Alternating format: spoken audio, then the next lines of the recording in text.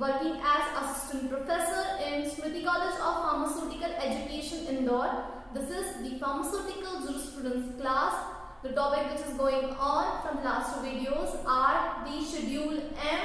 We have studied already various kind of categories or the parts in which Schedule M is divided. We have studied 13 parts, 13 different parts. हम अब next part में ये समझते हैं कि कुछ serial products अगर होते हैं, ऑप्थेल्मिक प्रोडक्ट्स होते हैं, तो उस टाइप के जो इंजेक्टेबल प्रोडक्ट्स वगैरह हैं, उन टाइप के लिए हमें किस तरीके की रिक्वायरमेंट जरूरी है. Let's continue. सबसे पहले जनरल कंसिडरेशन. जो जनरल कंसिडरेशन पॉइंट है, इसमें आपको बिल्कुल बेसिक रिक्वायरमेंट, जैसे कि हमने पढ़ा था कि जितनी भी प्रोसेस रिक्वायरमेंट है, यानी कि हम इसमें समझ सकते हैं कि जो बेसिक प्रोसेस रिक्वायरमेंट है वो सारी आपकी जनरल कंसिडरेशन में आती है. आसानी से समझने के लिए हमने देखा है कि सबसे पहले the clean area, the area which is responsible for like production. जैसे कि आपने जहां पर इक्विपमेंट सेटअप रखा है वहां का जो एरिया है, जो आपके सपोज ऑप्थेल्मिक प्रोडक्ट के लिए है या किसी पेरेंटल प्रोडक्ट, सपोज कोई स्मॉल वॉल्यूम इंजेक्टेबल प्रिपरेशन अगर आप प्रिपेयर कर रहे हैं, then the sanitation and hygienic condition of that area. वो एरिया की कंडीशन जो है एक बेसिक जनरल कंडीशन कंसिडरेशन में हमने रखा है. The airlock entry of the person involve, है ना. जो एयरलॉक एंट्री होती है दैट इज की you are completely dried out with the warm air, and उसके बाद जो है सिस्टम्स लॉक कर देते हैं सभी तरीके के पोर्स को, जिससे जो है माइक्रो ऑर्गेनिजम्स का भी जो है एंटर नहीं हो सकता. This is very specific. बहुत सारे फिल्टर्स लगे होते हैं जिससे जो है एक सिंगल बैक्टीरिया को और एक सिंगल जो माइक्रोब्स हैं उन सबको जो है इससे किल करके फिनिश कर दिया जाता है. So that is a small description of the airlock entry. Then the 4-stage process. The stages are like the word I have given it. कि stage is like कि सबसे पहले प्रोडक्ट की प्रिपरेशन करना, देन उसके बाद उसकी फिलिंग करना.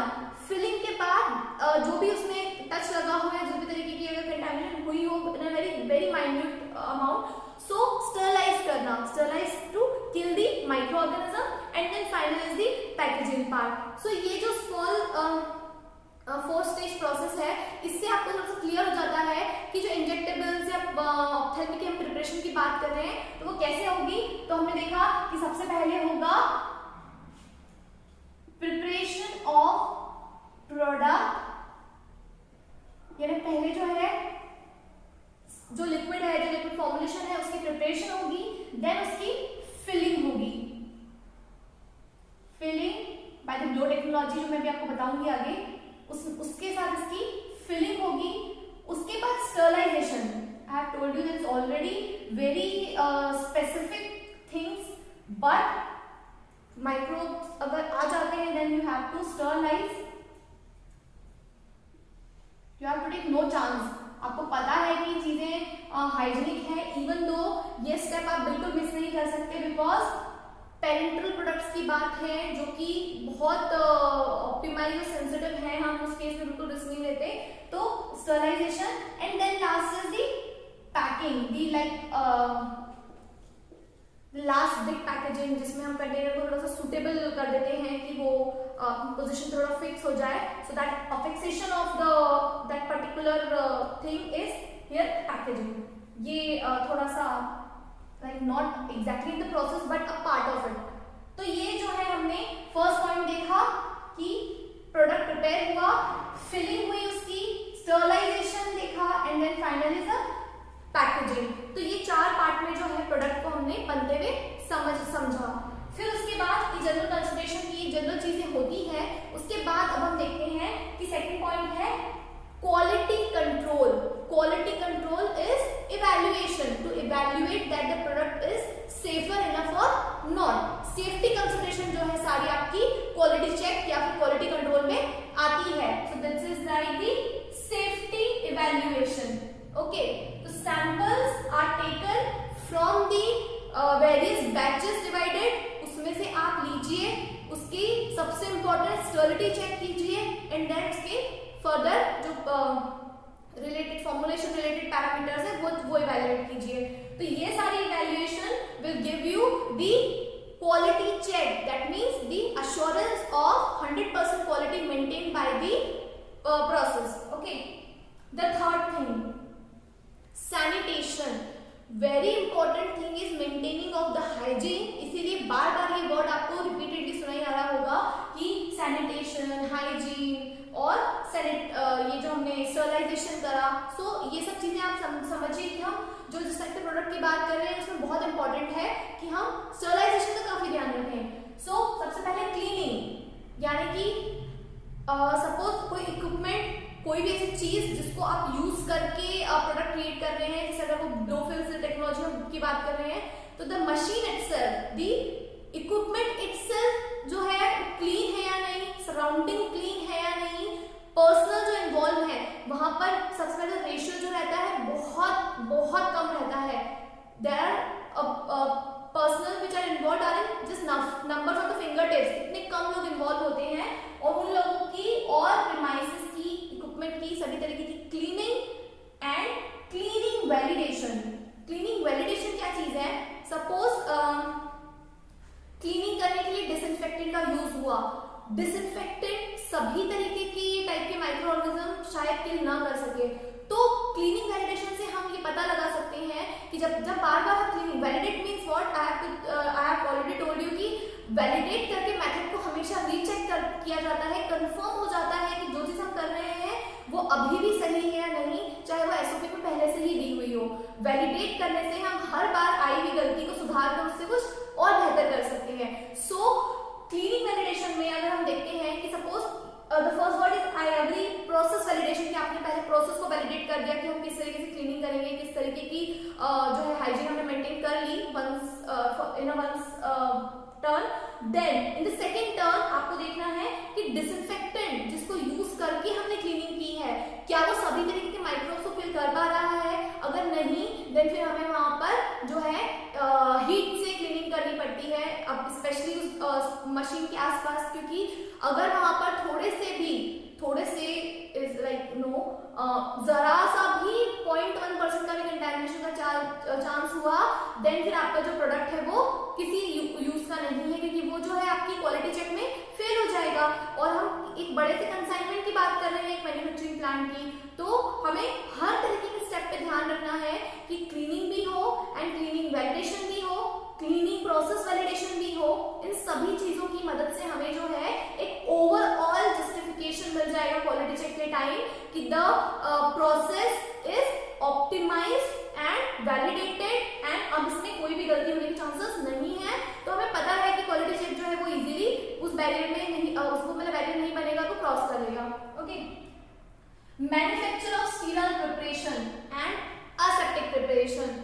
अब आप कहेंगे sterile word is already there when you have written aseptic. तो आपको पता है एसेप्टिक कंडीशन इज लाइक आपने एसेप्टिक कंडीशन मेंटेन करी और यहाँ पर आप उस लाइट के अंदर यहाँ पर जो है आपका सपोज जो भी शिफ्टिंग है वो कर रहे हैं.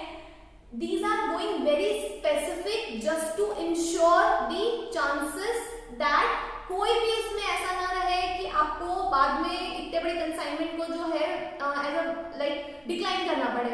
सो आपको यहाँ पर जो क्वालिटी चेक्स हैं कि मैन्युफैक्चरिंग के टाइम कौन कौन सी चीजें होती हैं, मैन्युफैक्चरिंग प्रोसेस के दौरान क्या चीजें होती हैं. तो पहले जो हमने क्लीनिंग देख ली, उसके ड्यूरेशन के बीच में जब हमें पता है कि अब manufacturing part, the actual production part is going to begin, तो हमको पता ही है कि जो टेक्नोलॉजी काम करेगी वो इस तरीके से काम करेगी. पहले जो है वो सॉल्यूशन का प्रिपरेशन होगा.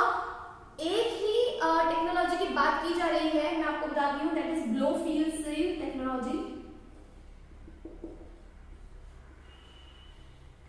इसी टेक्नोलॉजी की हेल्प से जो है प्रोडक्ट हम वो करते हैं. तो सबसे पहले blow to get the actual shape, जहां पर कंटेनर, जिस कंटेनर को हमको फिल करना है वहां पर इसी तरीके से जो है इसकी फिलिंग होगी एंड यहीं पर जो है ये सील हो जाएगा. And again the condition are aseptic और स्टीराइल. तो ये टेक्नोलॉजी बताने के लिए जो है आपको ये एग्जांपल दिया गया था. Then processing. To minimize the contamination in process throughout, क्योंकि various process are taking place one by one. तो स्टेप बाय स्टेप हर प्रोसेस में से जो है चांसेस ऑफ कंटेमिनेशन को कम करते जाना, तो हमें हर स्टेप में ध्यान रखना है। यानी एक बार डिसइंफेक्टिंग करने के बाद हमें ये नहीं भूलना है कि in every step involvement of another thing is there, तो हमें उन चीजों पे भी जो है स्टरलाइजेशन और गिविंग ब्लो हीट और dry heat whatever according to the requirement हमें करना है, ताकि जो है प्रोसेस सैंपल न हो कहीं पर भी। देन स्टरलाइजेशन, यहाँ पर मैंने आपको बताने की कोशिश करी है स्टरलाइजेशन में dry heat and moist heat, depending on injectables के लिए हम कोशिश करते हैं मॉइस्ट हीट करने की, जिससे जो है चांसेस एकदम मिनिमाइज हो जाते हैं, and dry heat if required as पर दी ऑप्थेल्मिक और जो भी आपका चल रहा है यहाँ पर प्रिपरेशन के लिए, तो उस अकॉर्डिंग आपको उस एरिया में जो है स्टरलाइजेशन करना है। ब्लो फील्ड सील टेक्नोलॉजी मैंने आपको थोड़ा सा एक्सप्लेन कर ही दिया है कि continuous process, it's a continuous machine process, जिसमें हमने देखा कि container will form, that means the get the shape of the desired shape, it will get the desired shape, उसके अंदर होती है उस सॉल्यूशन की फिलिंग, एंड देन उसके बाद उस पे होता है sealing immediately fraction of second will there for that sealing, और उसके बाद जो है वो एकदम पैक हो जाता है, एंड उसके बाद जो हम एक कहते हैं ना एक लॉक पैकेजिंग करते हैं, जिससे जो है वो कंटेनर या उसकी जो पोजीशन है वो ज्यादा खराब ना हो या वो डैमेज ना हो, that is a final packaging. तो ये टेक्नोलॉजी जो है ब्लो फिल्म टेक्नोलॉजी, इसी की मदद से जो है इंजेक्टेबल्स वगैरह ऑप्थेल्मिक प्रिपरेशन वगैरह बनती हैं, और इस टेक्नोलॉजी को इसी प्रोसेस में समझा जाता है कि आप जो है in a single shot, machine is going to in a single shot will give you a product, और आपको सिर्फ उसे एक फाइनल लॉक पैकेजिंग करनी है, ताकि वो जो है it will get affix at a place और फिर वो हैम्पर ना हो। यानी कि काफी सारे हमने बड़े पैकेजिंग देखी होंगी टैबलेट डोजेज फॉर्म और सॉलिड लिक्विड के टाइम पर, but this is different, so यहाँ पर जो एक्स्ट्रा केयर रखनी पड़ती है।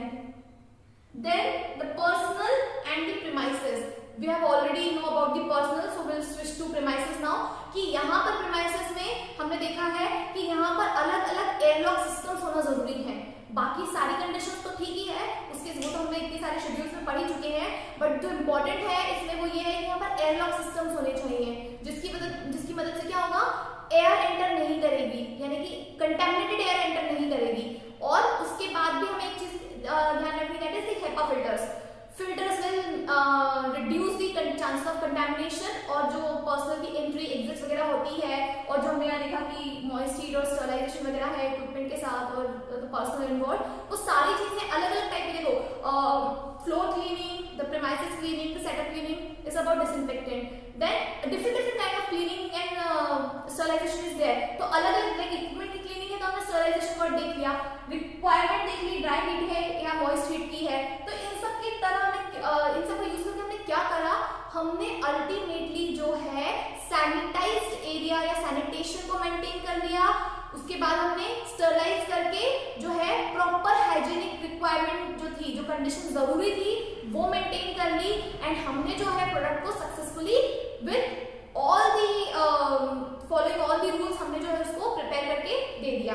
ओके, द इक्विपमेंट रिक्वायरमेंट, जो कि हमने इसकी बातों के बीच में ही देखा है कि इक्विपमेंट रिक्वायरमेंट में क्या था कि जो मशीन्स इन्वॉल्व थी उसके साथ आपने किस तरीके से, सबसे पहले तो है उसको डिसइंफेक्ट किया, उसको सैनिटाइज किया, एंड देन किस तरीके से उन मशीन्स ने जो है इस टेक्नोलॉजी को यूज करके आपको प्रोडक्ट दिया। requirement of the suitable equipments and machines are very much important in case of the sensitive preparation like these, so we have to make extra care for that। तो ये parts थे जिसमें हमने देखा कि स्टीराइल प्रोडक्ट्स, पेरेंटल प्रिपरेशन जिसमें small volume injectables या large volume parentals जो भी आप कंसीडर करें, या फिर ऑप्थेल्मिक प्रिपरेशन जो प्रिपरेशंस होती है वो आप कंसीडर करें, इन सब के लिए जो है यही सारी मेथड्स को ध्यान में रखा जाता है।